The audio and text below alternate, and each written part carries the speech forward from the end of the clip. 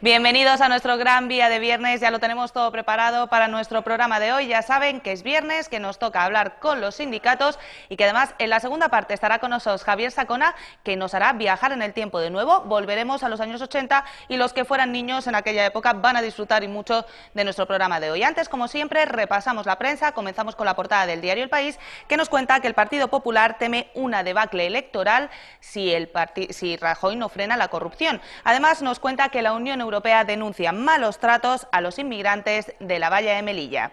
De la portada del diario El País pasamos como cada día a la del Mundo, que nos dice: la nueva consulta agrava los vicios de inconstitucionalidad, en referencia al informe del Consejo de Estado sobre la votación del próximo 9 de noviembre en Cataluña. Además, Antifraude ve blanqueo en una operación urbanística impulsada por Xavier Trías. De la prensa nacional pasamos a la prensa local, que hoy tiene un asunto principal. Ya saben, ese accidente laboral que les contábamos ayer, que producía la muerte de un joven de 31 años en nuestra ciudad. Así nos lo cuenta el diario El Faro. Muere un joven de 31 años tras sufrir contusiones graves al caérsele encima un palé. Y además García Castañeda defiende la gestión que hace la ciudad con el cartón. Del Faro de Ceuta pasamos a la portada del Pueblo, mismo asunto en portada: un accidente laboral provoca la muerte de un trabajador ceutí y además García Castañeda niega las acusaciones por la gestión de los cartones en el Tarajal. Y para finalizar, la portada del diario digital Ceuta al Día: un trabajador de 31 años pierde la vida por politraumatismos tras sufrir un accidente laboral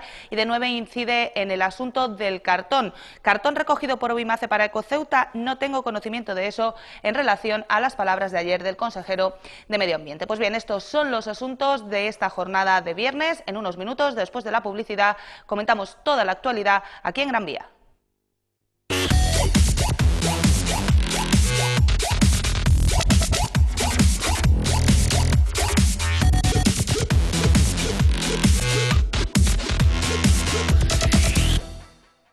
Pues ya estamos aquí de vuelta en Gran Vía. Ya saben que los viernes hablamos con los sindicatos. Les presento a quienes me acompañan hoy. Ricardo Martínez, bienvenido. Muy buenas. Emilio Postigo, bienvenido. Hola, buenas. Y hoy vamos a hacer un cambio en el orden habitual de los asuntos que abordamos por el trágico fallecimiento en la jornada de ayer de un joven de 31 años en un accidente laboral. Comisiones Obreras ya ha expresado, además del pésame hacia la familia de este trabajador, su intención de presentarse como acusación. Emilio. Hombre, lógicamente hemos pedido presentado con acusación, pero teniendo en cuenta investigar las causas y los motivos que han producido pues este accidente.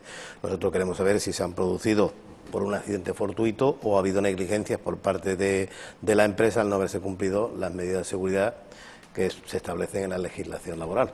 Por lo tanto, lógicamente, comisiones, en este caso y en todos los casos, siempre nos personamos para que si ha habido alguna negligencia, pues esas negligencias se corrijan, ya no en este caso, porque el pobre chaval no le va a valer para nada, pero que si se corrigen no vuelvan a ocurrir en otras empresas en casos similares, ¿no? En cualquier caso, no están claras las circunstancias en las que se produjo el accidente. Es una cosa que se está investigando en este momento, y hasta que no estén claras las circunstancias, Emilio, poco se puede comentar al respecto. Lógicamente, por eso se ha pedido una investigación a la Inspección del Trabajo, se va a hacer una investigación y en función de esa investigación pues se tomarán las conclusiones que tengan que tomar. Lógicamente, no sabemos qué ha pasado, no sabemos si ha sido una negligencia por parte de no haberse llevado a cabo todas las cuestiones de salud laboral, o ha sido una negligencia del propio trabajador. Lógicamente, cuando tengamos los datos, cuando tengamos la investigación, pues el sindicato tomará las medidas que tengan que tomar. Lo cierto es que es verdad que hacía mucho tiempo que no nos encontrábamos en Ceuta ante una circunstancia de este tipo. Pues la verdad que sí, ya hacía tiempo que no pasaban cosas así. Podemos decir como crítica sindical que no quiere decir que este caso sea por esos motivos, pero que esto también puede ser efectos de los recortes que estamos sufriendo. Sabéis que la salud laboral también ha sufrido en la reforma laboral recortes importantes, donde se ha descuidado también bastante la atención a las reivindicaciones sindicales y de los trabajadores en este terreno. Y bueno, yo no creo, y ojalá no sea así, que sean las causas de estos recortes, pero que sí hay que tenerlos en cuenta porque, como sabes, a raíz de la reforma laboral, donde los trabajadores, lo que habíamos conseguido en convenios colectivos con las bajas por IT, lo redujo el gobierno en las administraciones públicas y en muchos convenios colectivos, porque luego la privada hace lo que hacen las administraciones públicas, pues sabemos que hay trabajadores que ya lo pasan mal cobrando su salario, pues si encima se ponen malos con una simple gripe y le quitan 300 o 400 euros al mes, pues yo te puedo imaginar lo que suele hacer la mayoría de los trabajadores, y a trabajar. Y eso ocasiona en muchos momentos accidentes y accidentes graves, ¿no? Por lo tanto, no creo que este sea el caso, pero está ocurriendo en el país, que se están aumentando los accidentes a consecuencia de lo que te acabo de decir ahora mismo. Ricardo, una noticia tragiquísima, la que conocíamos ayer a mediodía. Sí, claro, lamentable, y además desde aquí aprovechar para transmitir el pésame a su familia, ¿no?, que debe de estar pasando un momento durísimo. Un muchacho tan joven que en el puesto de trabajo, por la razón que sea, pues se ha visto en una situación como esta, ¿no? Lo que decía un poco Emilio, habrá que esperar a ver cuáles han sido las causas realmente de lo sucedido. Nosotros, desde luego, por mi parte, y supongo que por parte de Emilio y de sus compañeros y de todos, ¿no?, pensamos que el muchacho pues estaba realizando su actividad laboral normal, no cometió ninguna negligencia, no cometería ninguna infracción, y habrá que ahora dilucidar si se debe a una mala sujeción de aquel palé que ha caído, de cualquier situación que haga responsable a la empresa, o si se ha producido un accidente fortuito y nada más, ¿no? Lo que sí que es importante es lo que dice Emilio, que con la seguridad laboral no hay que jugar. O sea, en eso no podemos entrar a recortar. Las empresas tienen que poner mucho de su parte, no las administraciones públicas, sino todos tenemos que poner de nuestra parte para que la seguridad sea lo primero en el puesto de trabajo, ¿no? El trabajador va a trabajar, no va a jugarse la vida cada vez que va a su puesto. Y yo creo que esto lo que tiene que valer es para eso, para hacernos aprender que estas situaciones se producen y que hay que procurar evitarlas lo máximo posible. En fin, eso es lo que tiene que ver con la mala noticia de la jornada en Ceuta. Vamos a volver ya a los asuntos habituales de nuestra tertulia, y ya saben que esta semana ha tenido un protagonista prácticamente único en lo que se refiere a Gran Vía y a la actualidad nacional, que es todo lo que tiene que ver con esa operación Púnica que conocíamos el pasado lunes. 51 detenidos, entre ellos el ex número 2 de Esperanza Aguirre, Francisco Granados, además de una serie de alcaldes de diversos municipios de la Comunidad de Madrid, varios del Partido Popular, algunos también del PSOE, también hay implicados de otras formaciones minoritarias. Tenemos también al responsable de la Diputación de León. En fin, una serie de personas que se han visto involucradas en esta nueva operación por un supuesto caso de corrupción. Emilio, no sé si tenías oportunidad el lunes de conocer la noticia y si la has seguido a lo largo de esta semana.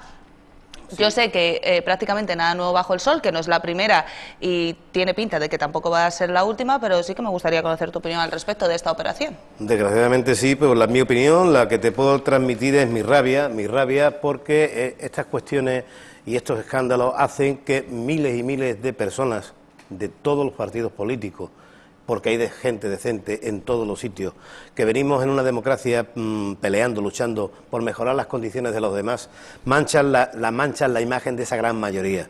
Señores que, bueno, sin impunidad ninguna, se meten la mano en el cajón, sin pensar el daño que hacen, porque ya no solamente el daño que puedan hacer a quien les roban, que es a todos los ciudadanos, sino el daño que hacen en la imagen que damos como país y como democracia, ¿no? Indignado cuando se dice por parte de los responsables políticos, el que esté en este momento, el que gobierna, que es el Partido Popular, que estamos saliendo de la crisis y nos encontramos con noticias donde aumenta el hambre, la pobreza infantil, donde ya personas que tienen su puesto de trabajo están excluidos socialmente porque su salario no les llega para comer, ni siquiera para pagar el agua. Es decir, esas son las noticias que, junto con estas, pues te decía al principio, enrabietan. Y enrabietan porque los señores que lo están haciendo, y ya hablo de todo, no solamente de políticos, sino de propios empresarios, cuando hemos visto en la televisión a un empresario que dicen que hay que ganar menos y trabajar más, y ahora está en la cárcel, cuando él ha robado. Es decir, no, él ni siquiera ha trabajado más y ha ganado menos, sino que ha robado tranquilamente. Y ves las cosas que están ocurriendo, pues te indigna. Y lógicamente te indigna, y yo como sindicalista, que llevo pues prácticamente toda mi vida intentando mejorar las condiciones de los demás, porque es el trabajo que hacemos los sindicalistas, cada uno, Ricardo en su sindicato, nosotros en el nuestro, cada uno pero con el mismo objetivo, mejorar las condiciones de los trabajadores, podamos también estar manchados, porque también somos seres humanos, somos personas, estamos en instituciones donde te ponen en la mano la tarta y hay quien cae, ¿no? y que esto pueda valer para otros, para luego, por enturbiar, le digo, el trabajo que esta mayoría y gran mayoría estamos haciendo para que las personas y los ciudadanos tengan una mejor calidad de vida. En fin, como te decía al principio, cabreado e indignado. Una cuestión importante que ponía Emilio sobre la mesa ahora, al final de su intervención, es que en esta operación no solamente han caído responsables políticos, sino que han caído también empresarios. Lo hemos comentado también en esta mesa en alguna ocasión. Para que alguien se corrompa, tiene que venir alguien a ofrecerle que se corrompa. Tiene que haber un corruptor. Claro. Exactamente. En este caso se ha detenido también a empresarios, pero Ricardo, también se ha detenido a funcionarios de estos ayuntamientos que parecía que estaban conchavados en toda la trama. Claro, que si se trata de otorgar contratos de una manera un poco fraudulenta, lógicamente ahí tiene que haber algún personal de esos ayuntamientos que esté haciendo la vista gorda para que eso se pueda producir, si no, eso con tanta alegría no pasa. Pero no, ha pasado con mucha alegría, sí, 250 millones. Pero me refiero a eso, sí, que tiene que haber habido participación por parte de algún empleado, porque si no, eso no sucedería, ¿no?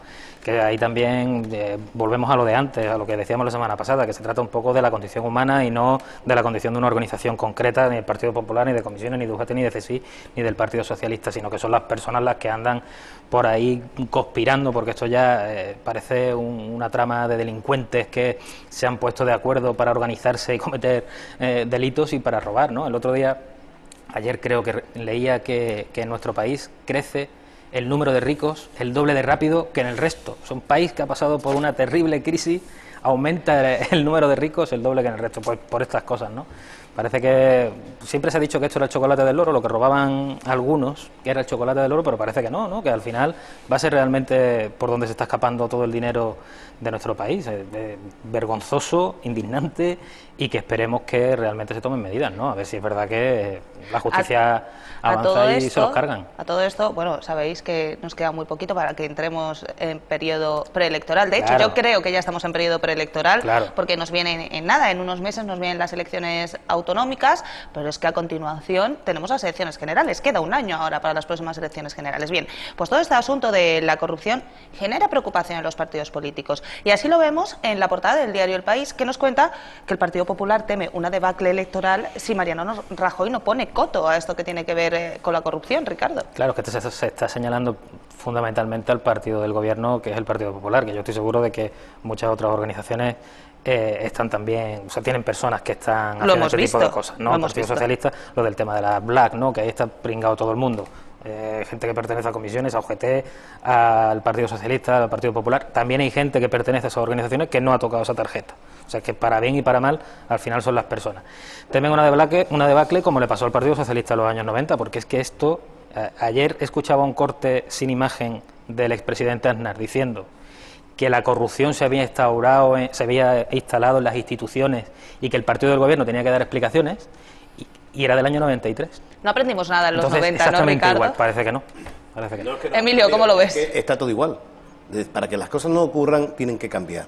Y tienen que cambiar a un mayor control, pero durante a una mayor años, disciplina, Emilio, a mayor castigo. Nos creímos que habían cambiado. Tú, vamos a ver, que no es por llamarte mayor ni nada en esta mesa, pero tú que eres un poco más mayor, muy poco más mayor que Ricardo y que yo, recordarás perfectamente lo que pasaba en los años 90 y que a continuación parecía que en España no había pasado nada y que España era un país que iba para adelante, el milagro económico y todas estas cosas. Tú eso lo tienes que recordar. La verdad es que sí, es que el país iba para adelante. Porque vamos a ver, las condiciones de los trabajadores iban siendo mejores, porque eso lo podemos decir. Yo me acuerdo cuando murió el caudillo, cuando se instauró la democracia, lo que éramos los trabajadores y lo que fuimos consiguiendo. Fuimos consiguiendo, además de respeto, mejoras en las condiciones laborales, las económicas, el derecho a trabajar con dignidad, la salud laboral, eso fue aumentado y fue bien. Pero hemos llegado en un momento que parece ser que hay algunas cúpulas, y yo ya no digo ni siquiera de este país, que no pueden ver que los trabajadores puedan ir en un coche, aunque se peguen toda la vida pagándola, en las mismas condiciones que un señor que es rico. Yo creo que ellos pretenden, y lo he dicho en algunas ocasiones, tener servidores. Y cuando se le va de la mano hay que buscar una fórmula para que eso no ocurra. Y inventan las crisis. Y las crisis lo que hacen es cambiar todas las mejoras que ha tenido. Porque yo nunca voy a entender, yo no soy economista, yo no voy a entender la crisis, porque es que a mí no me entran, ¿no? Pues la crisis se produce cuando se paraliza el consumo, y se paraliza el consumo cuando ellos quieren que se paralice. Si yo te quito dinero, pues yo no consumo, si no consumo, pues hay crisis. Hoy usted mantenga a los trabajadores, como ha ocurrido en Estados Unidos, que allí en vez de utilizar la fórmula del recorte, han utilizado la fórmula de endeudar, comprar dinero y subir los salarios, y ya están saliendo de la crisis. Es decir, que saliendo de la crisis no, están creciendo al 3,5%, Emilio. ¿Por qué cuando hablamos y ponemos como ejemplo otros países no cogemos a aquellos que han superado el problema? ¿Por qué nos vamos a aquellos que tienen y además que están teniendo el mismo problema? Ya incluso hasta Alemania parece que también está teniendo problemas económicos. Pues estas cuestiones no las llegamos a comprender. Como te decía al principio, en los 90 no íbamos mal, íbamos bien. Pero llegó un momento que paralizó y ahora, bueno, pues ahora vamos para abajo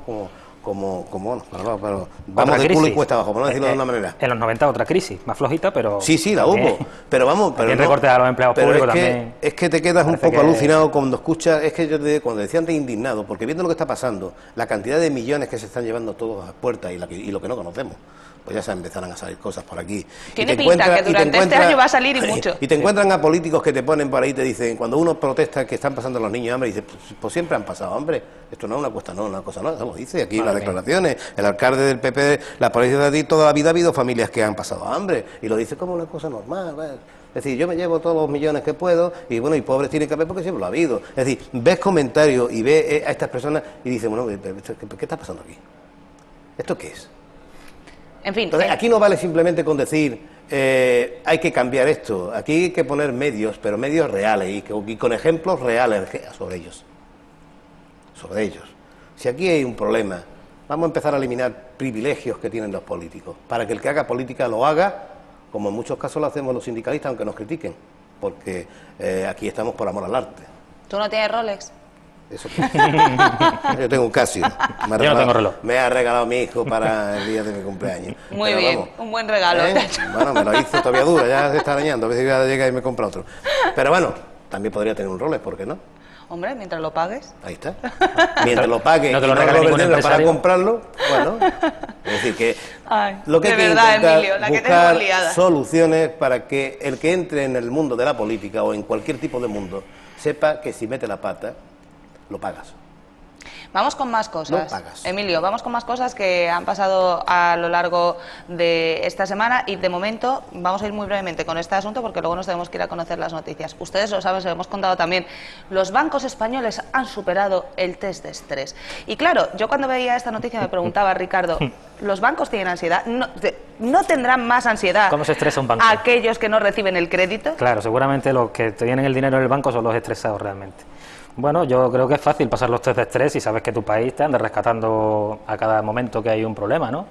Entonces a mí no me extraña que... A mí lo que sí que me preocupa es que haya otros bancos en otros países, como en Alemania y tal, que no han pasado esos test, que yo me imagino que ellos sí que se lo habrán puesto más crudo. Me parece que en Italia son 9 los que no han pasado el test de estrés, en Grecia son 3 y en el resto de países, bueno, en nuestro caso hay uno que no lo ha pasado, que es el Lazar, Liberbank, y en el caso de Alemania hay otro. Bueno, en el resto de países 1.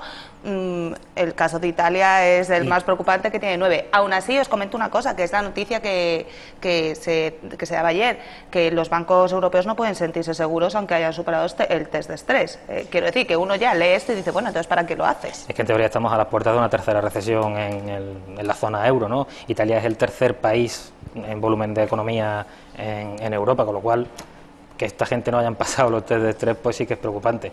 Yo creo que tenemos que preocuparnos todos, a pesar de que los datos de crecimiento en nuestro país hayan mejorado y estemos en un 0,5% con previsiones de un 1,6% interanual, hasta que no tengamos 2% va a dar igual. A pesar de todo eso, sí que si los grandes motores de la economía no funcionan, que son Alemania, que es Inglaterra, que es Italia también, pues estaremos abocados otra vez a pasar por una situación de nuevo de recortes. A ver si aprendemos, no utilizamos los recortes, sino que utilizamos lo que decía Emilio con respecto de Estados Unidos, que la Reserva Federal lo que ha hecho ha sido inyectar dinero. Ahora vamos liquidez, a hablar, liquidez. Entonces, vamos a hablar de Estados Unidos a la vuelta de las noticias, pero sí quería preguntarte por el estrés de los bancos. A mí lo del estrés me hace mucha gracia. Porque, ¿Tú tienes estrés? ¿Tu banco tiene estrés? Eso es lo que te decía, a mí el banco me da igual. el estrés que pueda tener. Pero vamos, el estrés se lo quitan y se lo pagan los demás. Claro. Lo mismo tienen que hacer con la familia, al que no puede pagar el agua. ¿Por qué no salvamos a estas personas? Al que no puede pagar la luz, al que no le llega a final de mes para dar de comer a sus hijos, el que no puede, el que te cierran los colegios escolares. ¿Por qué no salvamos esto? Y seguro que le quitamos el estrés a todos los españoles. Pero ahí eso no lo medimos. Medimos el problema de los bancos, que le salvamos el daño que han hecho los chorizos que tienen. Pero si en cambio no miramos hacia la ciudadanía, hacia los españoles que estamos quitándole el estrés a los bancos y no somos capaces de quitar el estrés a los ciudadanos. Pues lo sabéis, hablando de estrés, que a lo largo de la crisis se ha incrementado el número de personas que vive trastornos relacionados con el estrés, trastornos de ansiedad, y que se ha incrementado el consumo de ansiolíticos en nuestro país. Se han incrementado hasta los suicidios. Claro, es que esto es una situación... el problema de todos los países, ¿no? El problema de la economía, de las crisis, es que al final la desigualdad se está haciendo tan grande que hay muchísima gente que jamás pensó verse en una situación de necesidad, de tener que pedir, de tener que ir a un centro de alimentos para conseguir comida o de tener que rebuscar en un contenedor, y ahora cuando se ven en esa situación, lógicamente el estrés es que no me lo puedo ni imaginar, es que no lo quiero ni pensar, sí, para que andemos pensando en que los bancos han pasado el test de estrés. Pero la mejor solución sobre el tema es multar al que busca para alimentarse en el contenedor. Claro. Esa es la mejor. Sí, esa es otra de las noticias que hemos visto, esta semana. Una noticia que es que te pone los vellos de punta. 1 millón de hogares tuvo problemas en 2013 para pagar el agua. Para pagar el agua, que es, vamos, esto es básico. Básico, que es que tienen que tenerlo todos los hogares. ¿Quién se ha preocupado para que estas personas no tengan el estrés de no poder pagar el agua? Claro. Vamos, pues te digo que estas cuestiones que te indignan. Digo, y sobre todo cuando aflora lo que ha aflorado, ¿no? Porque estos señores que salían ahí pegándose los golpes de pecho, que al país hay que recortar en educación, hay que recortar en sanidad, hay que recortar servicios sociales porque el país está mal. Pero mientras ellos decían esto por la boca, estaban mandando el sobre para Suiza. Y yo no digo más nada. En fin, chicos, vamos a hacer una pequeña pausa porque nos vamos a ir a conocer las noticias de Ceuta, que van a venir, como siempre, de la mano de Nacho Gallego, pero a la vuelta vamos a hablar de muchas cosas. Entre otras cosas, vamos a hablar de que un 15% de las personas que trabajan en nuestro país son pobres. Lo comentábamos el otro día ya en la tertulia, lo comentábamos el miércoles, pero es que es una cifra a tener en cuenta. Un 15% de las personas que trabajan, no de las personas que se encuentran en desempleo, ni de las personas que no trabajan, no. Gente que, como usted, o como yo, o como Ricardo, o como Emilio, va a su trabajo y, sin embargo, con lo que cobra, sigue siendo pobre. Vamos a hablar de este asunto, vamos a hablar de ese crecimiento de Estados Unidos, que ya lo han mencionado los dos, que está creciendo al 3,5%. ¿Qué ha hecho diferente Estados Unidos a la Unión Europea para crecer? Bueno, de muchos asuntos más vamos a hablar después de los anuncios y el informativo de Nacho Gallego.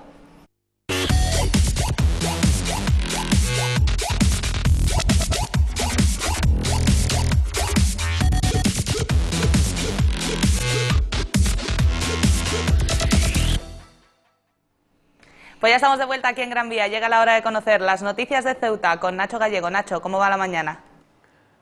Muy buenas, Laura. Pues Comisiones Obreras y UGT lamentan la muerte de un trabajador en accidente laboral. UGT pide más control y medidas de seguridad. El joven de 31 años murió ayer cuando le cayó encima una estructura con tablones de madera mientras realizaba tareas de carga y descarga propias de su empleo en una conocida empresa de muebles. Amigos y familiares le van a decir hoy el último adiós en 1 hora, a la 1 de la tarde, en el tanatorio. Comisiones Obreras confía en que se esclarezcan las circunstancias del accidente y se determine si existe responsabilidad empresarial. Este sindicato se personará en el sumario que instruye al juzgado para ejercer la acción popular y la defensa de los intereses del trabajador. Por su parte, UGT solicita a las autoridades una investigación y que se comprueben las medidas de protección existentes. Recuerda que la estadística arroja una cifra de 266 accidentes de trabajo en Ceuta en los 5 primeros meses del año. De continuar a este ritmo, advierten, el año se cerraría con más de 600 accidentes laborales, por encima del año anterior.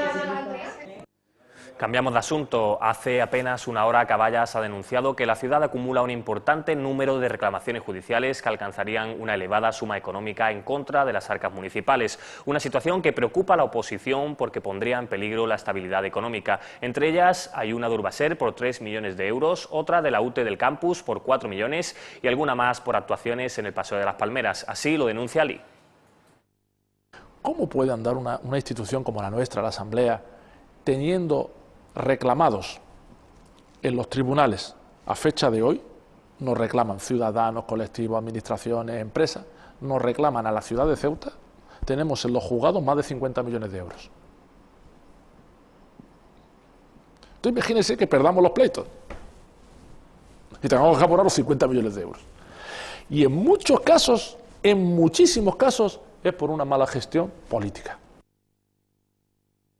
Y Caballas también ha hablado sobre la denuncia contra el consejero de Medio Ambiente por una presunta prevaricación que ha realizado un empresario. Esta es la respuesta de García Castañeda, quien niega taxativamente los hechos que se le quieren imputar, al tiempo que señala intereses políticos.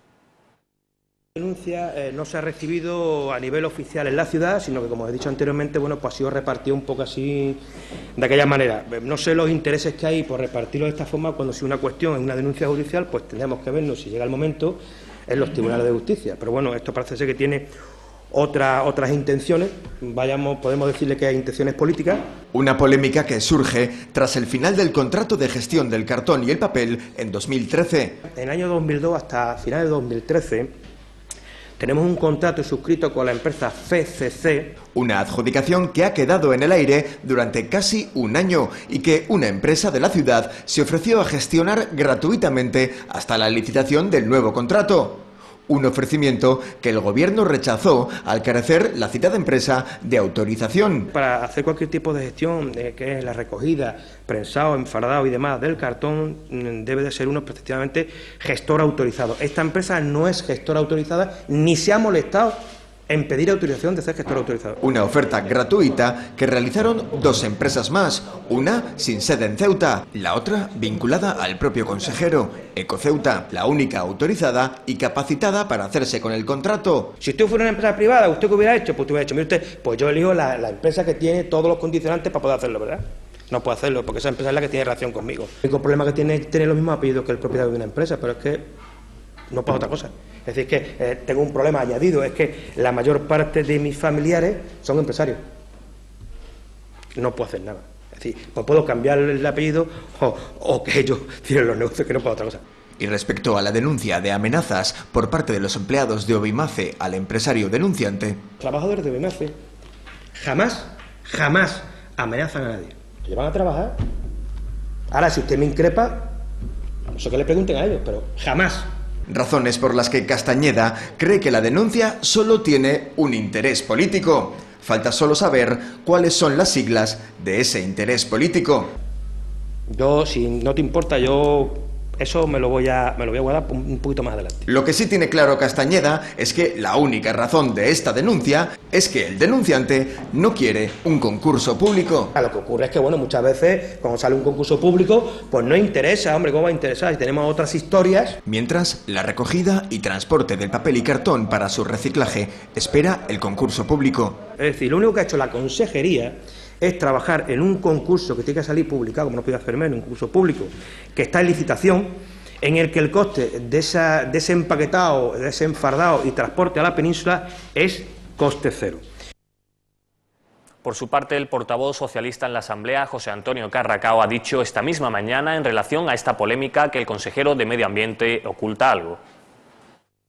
Ante la pregunta, que luego se ha hecho una evidencia con imágenes gráficas que todos hemos podido conocer, ante la pregunta si Ecoceuta tiene relación directa de recogida de cartones en la planta y la respuesta sea, por parte del consejero, que lo desconoce, él, a nuestro juicio, la mejor forma de demostrar que hay algo donde el consejero no quiere entrar, hay un lugar al que no quiere llegar, que no quiere reconocer, que trata de ocultar.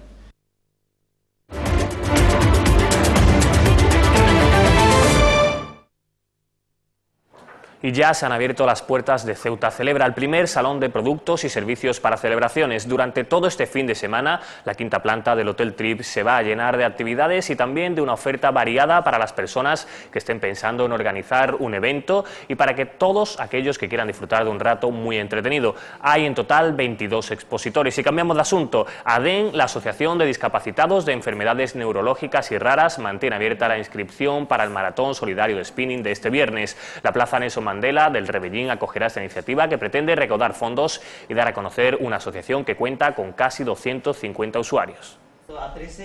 No es la primera vez que ADEN organiza iniciativas de este tipo, aunque este año se ha optado por una actividad en auge, el spinning. Este año pensamos en el maratón porque lo vi fuera en la península y pensé que, bueno, si en la península se hace, porque aquí en Ceuta no se va a poder hacer. Los que quieran participar pueden inscribirse hasta el mismo día 31. La inscripción era hasta el día 25 de este mes y se ha ampliado hasta el mismo día 31. Para la organización de este maratón, ADEN ha contado con el respaldo de varias empresas y también con el apoyo incondicional del Gimnasio Ateneo. El tema de la bicicleta, música, los monitores ha sido por medio del Gimnasio Ateneo, que altruistamente nos lo ha dejado todo con todas las facilidades del mundo. El maratón comenzará a partir de las 5 de la tarde y está previsto que dure unas 4 horas. Sin embargo, quienes no estén lo suficientemente en forma pueden colaborar gracias a la fila cero. Abona sus 8 euros como donativo y aparte de eso le damos también lo que es la camiseta y participa en ese evento que la verdad va a estar bastante interesante. Durante todo el día 31, además, la asociación instalará un stand en la plaza del Auditorio del Rebellín para vender artículos con la intención de recaudar fondos. La asociación agradece el apoyo de la ciudad en todas estas iniciativas, pero sí reclama la instalación de una rampa que haga más accesible la entrada a los usuarios. Porque tenemos varios usuarios que no pueden asistir a los programas que tenemos porque la rampa todavía no la tenemos, está ya aprobada y todo, pero lo que necesitamos es el auge que empiecen ya.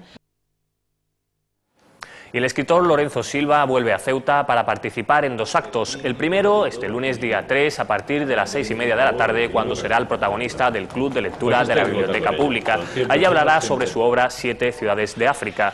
Tras este encuentro y también en la biblioteca, el autor presentará su última novela, Los cuerpos extraños, a partir de las 8 de la tarde. Y esto es todo por el momento. Ahora sigan disfrutando de Gran Vía.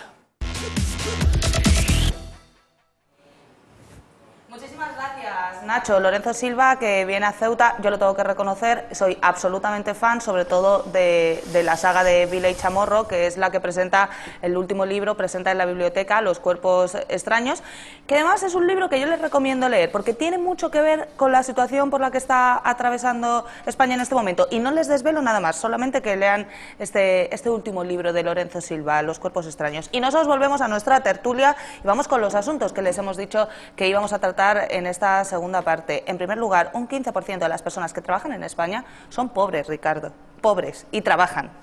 Es que eso es lo triste de lo que está pasando en nuestro país, ¿no? Que realmente aún yendo a trabajar nos encontramos con que hay gente que no es capaz de salir adelante, que también es verdad que los parámetros para encontrar la pobreza son más o menos duros, ¿no? Pero la realidad es que hay gente que no tiene acceso a muchísimas cosas, lo decía Emilio, no llega a pagar el agua, o no llega a pagar la luz, o no llega a conseguir salir adelante y abonar y pagar cosas que son básicas para el día a día, para la vida cotidiana de cualquiera de nosotros. Y ya no es gente que se encuentra en una situación de extrema necesidad porque están en paro o porque están en exclusión social, sino porque es que hay gente que está trabajando y que aún así se ha recortado tantísimo en salarios y en derechos que al final nos encontramos con que vas a hacer un esfuerzo, cada mañana te levantas, desarrollas un trabajo normal con toda la dignidad del mundo para después tener una vida indigna, que ese es el problema de la pobreza, ¿no? Emilio, 15% de los trabajadores son pobres. Normal. Si tiramos para atrás y vemos las consecuencias de la reforma laboral, entenderemos el por qué hoy trabajadores son pobres.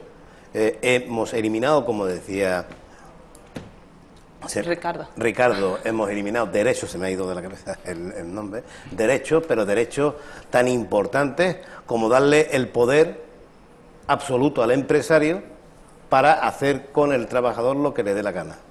Es decir, yo creo, y soy muy mal pensado, que en muchas ocasiones me pongo a pensar que la bolsa de desempleados se ha hecho totalmente pensada, porque es una cantera que tienen ahí para tener siempre amenazado al pobre que está trabajando. Esto es lo que hay. ¿Te parece bien? Y si no te parece bien, mira lo que hay ahí esperando para entrar. 6 millones que están dispuestos a lo que sea. Además, de eso ya existes con esto también. Es decir, ¿qué ha ocurrido? Los trabajadores hemos perdido derechos en la reforma laboral. Antes teníamos la posibilidad de negociar nuestros convenios colectivos. El empresario no podía decir que tenía pérdida cuando le diera la gana, sino tenía que demostrarlo. Hoy dice que le van mal las cosas y pueden paralizar un convenio colectivo y bajar los salarios. Pero ya no solamente bajar los salarios, sino si trabajas 4 horas te pongan a trabajar 8 por la misma cantidad. Eso está ocurriendo hoy. Entonces, si tú se ha bajado una media de un 35%, según un estudio que se ha hecho, los salarios, pues normal que hayan trabajadores que están ganando 500, 600 euros al mes, y ya te puedes tú imaginar, con 600 euros al mes, quién puede pasar un mes entero y más si tiene carga familiar. Pues son pobres. Y si estos son pobres y tienen esos 500, 600 euros al mes, pues ya te puedes imaginar que no le llega ni eso. Pues eso es lo que está ocurriendo en este país. Y eso está pasando. Y decían, con la reforma laboral, decía el gobierno, vamos a crear empleo. ¿Pero qué tipo de empleo vamos a crear? ¿El que estamos creando? ¿Trabajo estable? ¿Trabajo sin derechos? ¿Trabajo donde antes, como decía uno, bueno, gano poco, pero yo tengo mi jornada laboral, que la tengo más o menos vigilada para que no se me vaya de las manos el hacer más horas, porque le pueden pegar un palo al empresario, y luego me busco en mis horas libres, pues me gano un poco más? Eso ya no se puede hacer. Es que no lo hace nadie, porque es que no pueden hacerlo. ¿Por qué te contratan por 4 horas y te tienen 12? Eso lo hemos hablado muchas ocasiones aquí, que incluso hasta empresarios en esta mesa han dicho que sí, es verdad, que hacían una competencia desleal hacia los empresarios decentes, que los hay también. Pues eso es lo que está pasando, que ya no solamente son pobres aquellos que no tienen, sino son pobres aquellos que trabajan, porque están trabajando por salarios miserables, y derechos miserables, con la última, que fue la peor, las anteriores también eran malas, con la última reforma laboral que se ha hecho en este país. Y Emilio, ¿contra eso qué se hace? ¿Contra eso tener contratos de 4 horas y trabajar 8? Porque como tú decías, el trabajador poco puede hacer. Pues cuando le dicen, hola, que si tú no quieres tengo 6 millones. Pues contra eso se tiene que hacer lo que se ha hecho toda la vida, salir a la calle y denunciarlo y protestar por ello. Nos hemos acomodado, mira, los sindicatos hemos advertido en la reforma laboral, que fue finalizó en una huelga general, que no fue una huelga general como la que tenía que haber sido, porque eso era, y lo estábamos avisando, esta reforma va a hacer mucho daño a la clase trabajadora, lo estamos viendo ahora, el daño. Nos hemos acomodado los trabajadores, no queremos movernos, creemos incluso que no nos va a pasar a nosotros nunca nada.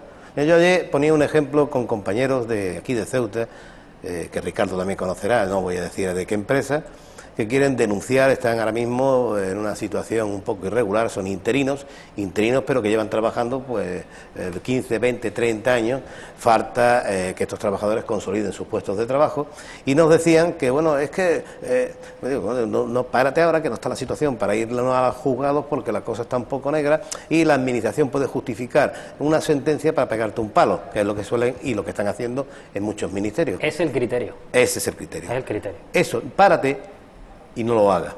Es que voy a un banco y si me ven la nómina de interino no me dan un préstamo. Digo, perdona, ni a un interino ni a un fijo. Porque los derechos que teníamos los trabajadores de fijeza, en aquellos que era una garantía para que tú tuvieras, es decir, yo llevo 40 años, este mes he hecho 40 años de antigüedad y no soy tan viejo, Llevo... Ahora lo has dicho tú. No, sí, lo he dicho yo, pero... Felicidades. Pero si calcula, empecé con 14 años, tengo 55. Entonces ya te quedará poco tengo para jubilarte, si no me modifican la ley, con 63 me quiero ir. Espero que no lo modifiquen como está la cosa, veremos si no me voy a los 90. Pero sí es verdad. Lo que sí te digo es que a ver cuánta gente de nuestra edad va a ser capaz de decir, llevo 40 años trabajando. No, lo que decía antes, decía, yo voy ahora al banco y el banco ante un fijo tenía una garantía, tenía un aval. Sí. El aval de que decían, lo primero que te preguntaban, tú lo sabes, ¿eres fijo? Sí. ¿Qué antigüedad tienes? Tanta. Toma. ¿Por qué? Porque sabía que en un caso de un problema, bueno, pues tenía el aval de la fijeza y la indemnización. Te han quitado la indemnización. Yo he hecho el cálculo con 40 años de antigüedad y si a mí me despide la administración me dan 18.000 euros. ¿Qué banco te va a dar dinero? Pero te digo que todo eso se ha perdido. Y eso también es fruto de que luego vayas a un banco que lo que haces es pedir dinero para consumir, y es lo que ha hecho que la rueda del consumo y la rueda de la economía se haya ido al traste. ¿Dónde están las mejoras? Ricardo, ¿qué te parece todo esto que nos está contando Emilio? También ha habido un poquito de sobreendeudamiento, que es lo que a veces hace que no lleguemos mucho a final de mes, ¿vale? Porque el tema de los préstamos también es una poderosa trampa de la economía que al final hace pues que toda la crisis se haya ido de las manos como se nos ha ido. Tampoco es verdad, Ricardo.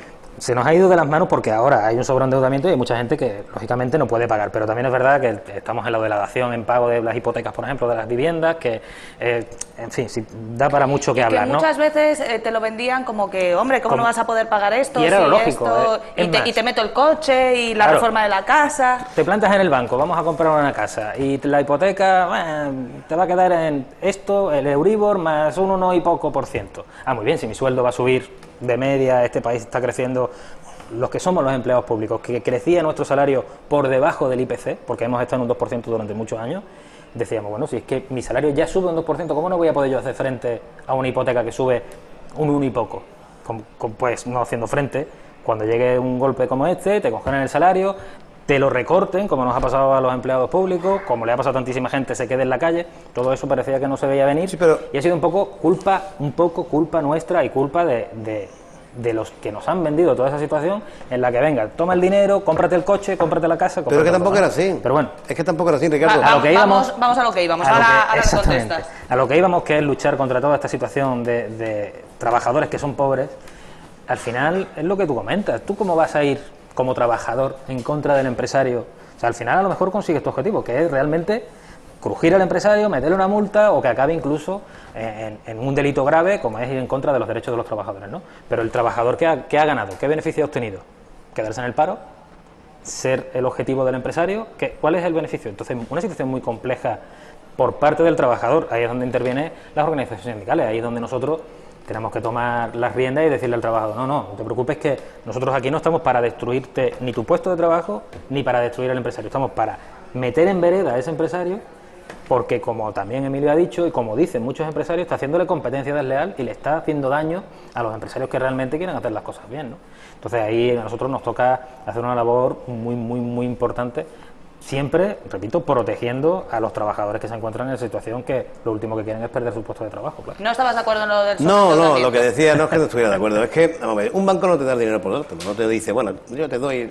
Claro que sí, un banco hombre, te hace un estudio. Durante unos cuantos años ha estado claro, así. Claro, porque como tenías tú, las garantías que tú tenías, el banco te hace a ti un estudio. Y si ves que tú no puedes pagar, te embarga la casa, porque la casa tenía un valor. Pero es que todo eso se ha venido al traste. Ese es el truco. Ahí está, pero se ha venido al traste, pero no porque tú no pudieras pagarlo o hacer frente. En ese momento tú sí podías pagar. Eso al banco le el banco nunca te ha dado a ti un duro sin saber que tú lo puedes cobrar, que ellos lo pueden cobrar. De aquí a 40 años pueden pasar muchas cosas. Claro que puede pasar, hasta que se vuelvan a arruinar los bancos y volvamos a poner dinero para salvarlo. Me refiero a que a la hora de pedir una hipoteca y irte a 35 o 40 años a pagarla, pueden pasar un millón de cosas. Al banco le da lo mismo, porque al final te va a embargar la casa, la va a revender, va a obtener parte de ese dinero que te dio y además tú vas a seguir pagando. Sí, pero que antes tenía esas ciertas garantías, garantías de empleo, garantías de salario, garantías de despido. Eso lo ha perdido todo.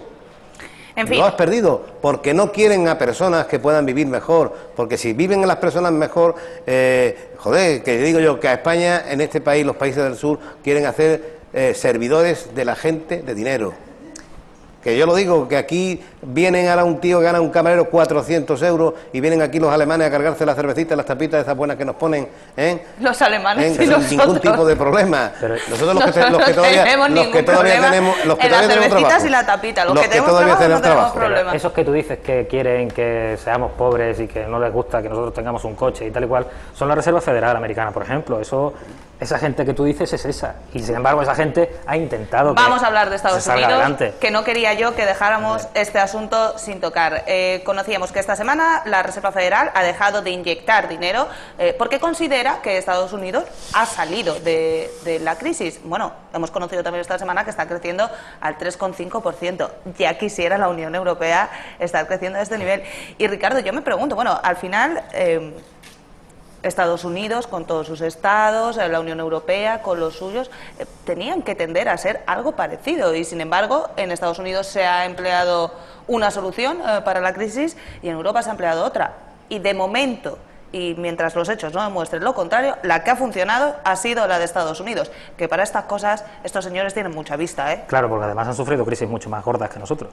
Y ya lo han pasado mal muchas otras veces y han visto que hay cosas que no se deben hacer durante una crisis, que son las cosas que ha hecho pues Europa y que además los grandes países europeos han obligado a hacer a los pequeños como nosotros y que nos han hecho muchísimo daño. Un país como Estados Unidos, que por cierto el dato del 3,5 no es un buen dato relativo, porque ellos esperaban crecer un 3, han crecido medio punto más, pero es que el trimestre pasado crecieron un 4,5. O sea que, ojo con esta gente, que no es... Ese dato, que es buenísimo, que sería buenísimo para nosotros, para ellos no deja de ser un pasito para atrás, pero aún así es por esta razón, ¿no? Porque han dejado de inyectar dinero. Han tomado la decisión de que ya un país con un poquito menos, un 5,9% de paro, y reflotándose la economía, las exportaciones y todo lo demás, un 5,9%, que la zona de euro esta mañana un 11,5%. Ya no hablamos de España, que hablamos el otro día, ¿no? De España no vamos a hablar. Hablamos de los países, ¿no? Pero lo que es la zona euro, un 11%, prácticamente el doble. Entonces, lo decíamos todos, la situación solo se corrige eliminando la desigualdad, que es lo que ha procurado buscar Estados Unidos. Ha inyectado mucho dinero para que la gente no acabe siendo pobre, que es lo que parece que Europa no ha entendido. Europa se ha dedicado a hacerle recortes a todo el mundo, a quitar prestaciones a todo el mundo, a recortar salarios, es decir, a hacernos pobres y a que la franja que hay entre el pobre y el rico sea cada vez más grande. En Estados Unidos se ha procurado hacer lo contrario. ¿Por qué? Por una sencilla razón, y es que yo, por muy rico que sea, yo puedo tener miles de millones, pero yo no necesito miles de millones de cosas, no necesito miles de millones de pantalones, ni de televisores, ni de coches, pero esos miles de millones de personas son las que compran todo eso. El dato de España, creo que son 20 personas en España acumulan tanto dinero como 14 millones de personas en España. Eso es de locos. Es que eso no puede ser. Es que esa situación no se puede dar. Y que claramente se ve claramente que algo falla cuando el ciudadano de a pie cada vez es más pobre y el rico es más rico. Pero claro, es que eso no hay quien lo pueda entender. Vamos, si es una crisis, la lógica es que la crisis, bueno, pues afecta a todo el mundo, ¿no? Porque si hablamos que la crisis la produce la falta de consumo, la falta de movimiento, pues estos señores, la falta de movimiento no ha parado, ellos han seguido ganando dinero. Es que cuanto más pobre yo sea, menos movimiento voy a generar. Pero ellos siguen ganando dinero y lo apalancan. Que ese dinero no es riqueza para nadie. Por lo tanto, si algo se ve que falla, ellos, claro, ¿por qué no lo cambian? ¿Por qué si cuando dicen, es que en Europa nos tenemos que poner al nivel de Europa en cualquier cuestión, no también, que muchas veces hemos dicho, bueno, pues póngame también a nivel de Europa en sí, lo hemos hablado mucho en lo que tiene que ver con Alemania, cuando dicen, no, es que tenemos que hacer como Alemania y tal, y decías tú siempre, bueno, y también tenemos que cobrar como en Alemania. En Alemania no hay ni un solo parado que no cobre una prestación durante mientras esté parado. También en Alemania hay mucho empleo precario por ahí. Bueno, minijobs. Mira, si defecto habrá por todo lugar. Claro. Creo yo, Ricardo, que un alemán que tenga un minijob trabajará las 4 horas que dice el minijob, ¿no? Seguramente. Seguro. Habrá de todo, ¿no? Pero seguro. Pero el minijob que nosotros queríamos imponer en España no es el minijob que se hace en Alemania, ¿eh? No, pero también es una cuestión cultural al final. Claro. Pues ¿qué problema tenemos con las cuestiones culturales? Mucho.